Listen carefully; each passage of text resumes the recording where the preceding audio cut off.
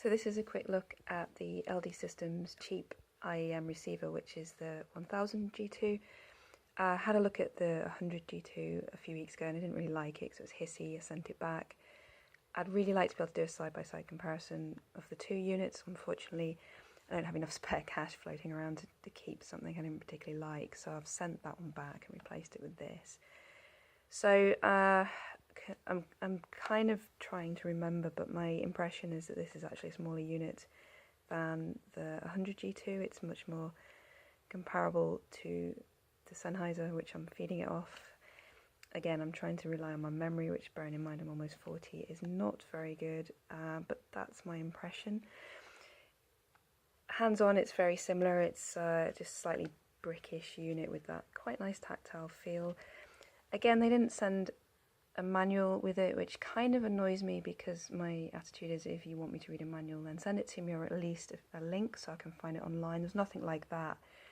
I was very stubbornly trying to avoid reading the manual, but unfortunately, in order to get these paired on the same frequency, I was slightly losing the will to live of just manually paging through different channel banks. So I did actually look up a table of frequencies in order to do that.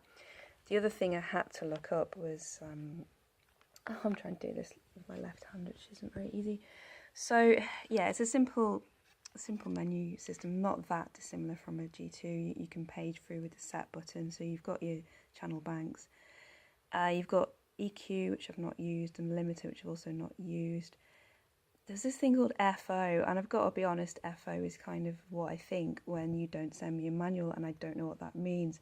But I did look it up, and that's something to do with whether it's in mono or stereo. So confusingly, FO on seems to be mono mode. Someone's probably going to point out that that stands for something really obvious, but I've not figured that out yet. So I've got this in mono mode because it's just coming off a single G2. That seems to work fine. You can escape. If you press these buttons, you get this FOC0, which means the stereo mixes in the middle if you're using it in stereo mode.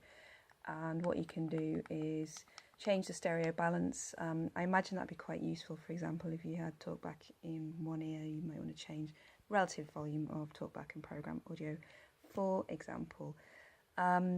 This seems to be slightly better than the one I sent back. I'm quite happy with it, actually. Sound quality is much better.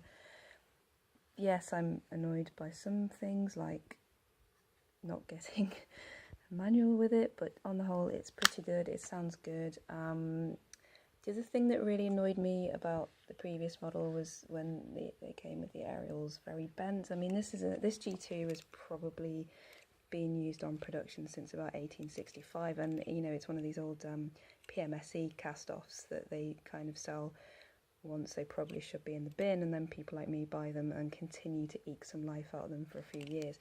And this has got a very bent aerial, and then this one came looking similarly like it's been abused for several years, and I've been sort of obsessively straightening it out because I'm that sort of person. And I want to show you how they come in the box, which has made me absolutely furious. So basically this one, which I'm testing, came in a plain box, which I think possibly means it was a return, but I'm not going to worry about that too much.